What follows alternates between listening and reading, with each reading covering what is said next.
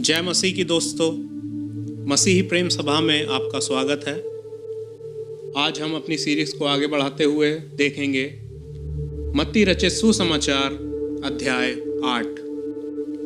जब वह उस पहाड़ से उतरा तो एक बड़ी भीड़ उसके पीछे हो ली, और देखो, एक कोढ़ी ने पास आकर उसे प्रणाम किया और कहा, हे प्रभु, यदि तू चाहे तो मुझे शुद्ध कर सकता है।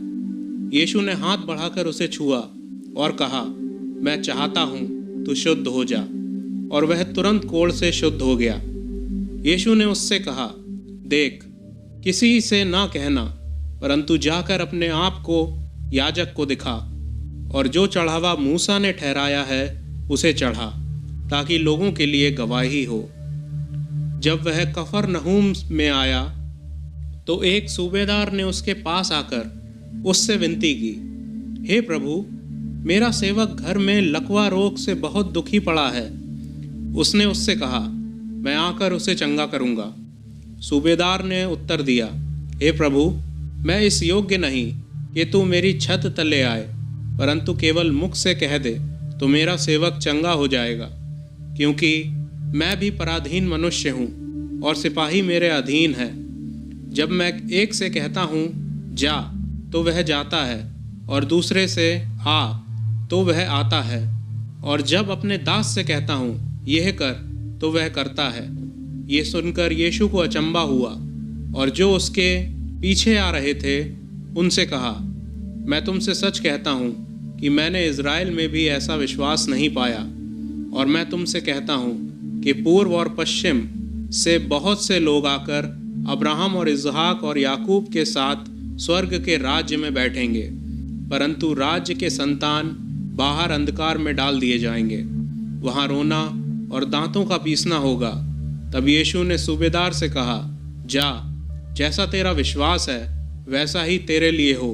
और उसका सेवक उसी घड़ी चंगा हो गया। यीशु जब पतरस के घर आया तो उसने उसकी सास को ज्वर में पड़ी देखा।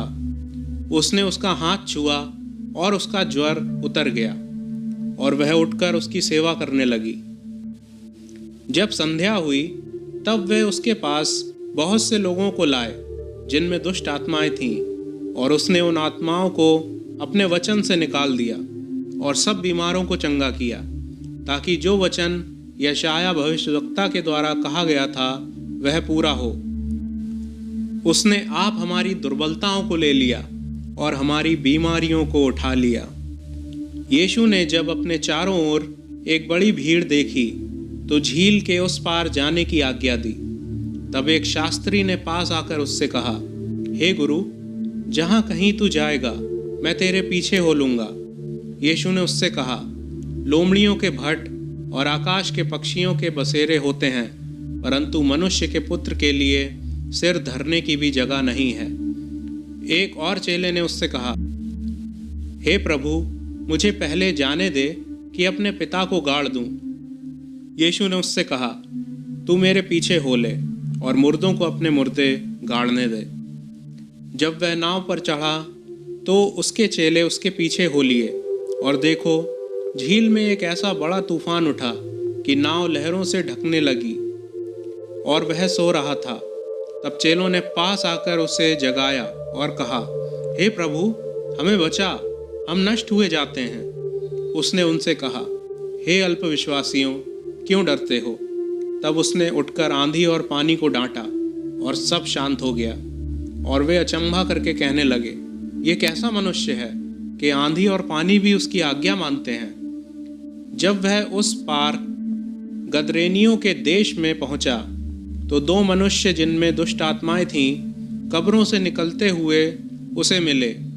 वे इतने प्रचंड थे कि कोई उस मार्ग से जा नहीं सकता था। उन्होंने चिल्लाकर कहा, हे परमेश्वर के पुत्र, हमारा तुझसे क्या काम?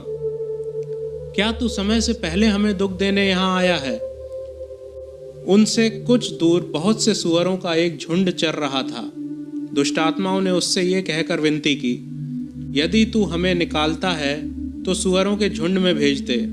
उसने उनसे कहा, जाओ। और वे निकलकर सुअरों में पैठ गईं। और देखो, सारा झुंड कड़ाड़े पर से झपटकर पानी में जा पड़ा और डूब मरा। उनके चरवाहे भागे और नगर में जाकर ये सब बातें और जिनमें दुष्टात्माएं थीं उनका सारा हाल कह सुनाया। तब सारे नगर के लोग यीशु से भेंट करने को निकल आए और उसे देखकर विनती की कि हमारी सीमा से बाहर चला जा।